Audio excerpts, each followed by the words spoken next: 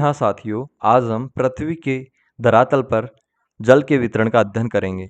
जो ये आकृति आपको दिखाई दे रही है, यह पृथ्वी के 100% धरातल को इंगित करती है या 100% भूभाग को इंगित करती है।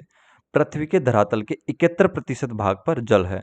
यह 71% भाग हमने यहाँ पर दो रेड लाइन जो यहाँ से शुरू होके यहाँ तक खत्म हो रही है, ठीक है, यहाँ से शुरू होके यहाँ तक खत्म हो रही है। इन रेड लाइंस के बीच का ये भाग, ये संपूर्ण भाग 71% है जो कि जल से घिरा हुआ है, और बचा हुआ धरातल का 29% भाग जल विहीन है जो कि केवल भूमि के रूप में है, जिस पर कि महाद्वीप बने हुए हैं जिस पे हम लोग रहते हैं, ठीक है। 29% भूभाग पे और 71% जल पृथ्वी के धरातल को घेरे हुए है। 71% का वर्गीकरण हमने दो पार्टों में किया है। इसी 71% का जो ये रेड लाइन है, यहाँ से शुरू करते हैं, उसके बाद रेड लाइन से शुरू करने के बाद एक ग्रीन लाइन तक, ये 71% का ही 97% भूभाग है। 97%, तो 71% ये भूभाग है, उसका 97% ये भूभाग महासागरों के जल के द्वारा, महासागरों के जल के द्वारा घिरा हुआ है। अब बचा हुआ 3% भूभाग, ये 71 का ही 97% भूभाग है, और 71 का 97% भूभाग महासागरों के जल के द्वारा घिरा हुआ है। तो बचा हुआ 3% भूभाग कहाँ पे है? ये 3% भाग हमारे पीने योग्य जल के रूप में है, पीने योग्य जल के रूप में, पीने योग्य जल के रूप में। अब इस 3% का भी हम दो भागों में वर्गीकरण करते हैं।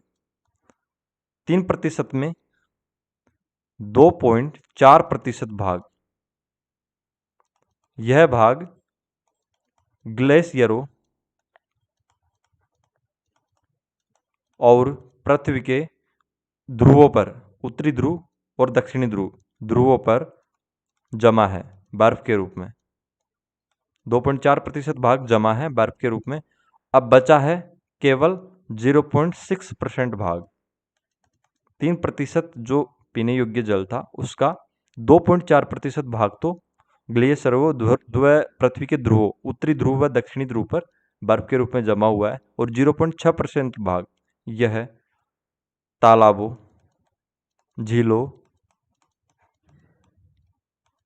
कुओं, नदियों में स्थित है, ठीक है, जिसको कि हम पीने के रूप में उपयोग करते हैं।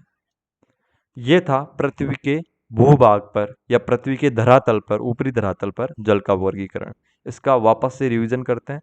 पृथ्वी का जो हमने 100% भूभाग दिखाया है ये इस वृत्त के माध्यम से, इसका वर्गीकरण किया हमने 71% भाग, जो कि ये रेड लाइन से शुरू हो रहा है, इस रेड लाइन से इस रेड लाइन तक 70% भाग है जिसपे जल है। फिर इस जो बचा 29% भूभाग, उस पे धरातल है, मतलब भूमि है, उस पे जल नहीं है। अब इसी 71% के वर्गीकरण का हम अध्ययन कर रहे हैं, जो कि इस रेड लाइन से शुरू होकर इस रेड लाइन तक है। इसका हमने दो भागों में डिवाइड कर दिया, एक तो ये वाला भाग, ठीक है, और एक ये वाला भाग। जो ये रेड लाइन है, इससे ग्रीन लाइन तक का भाग है, ये 71% का ही 97%, 71% का ही 97% भाग है जो कि जल है, और यह जल महासागरों के जल के रूप में इकट्ठा है।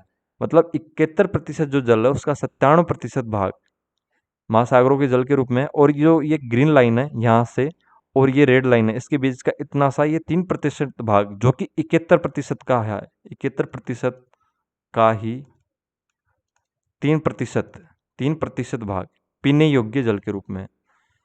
आप ऐसा न मानिए कि जो पृथ्वी का धरातल है उसका 100% का 3% नहीं है, बल्कि 71% का ही 3% भाग पीने योग्य जल के रूप में है।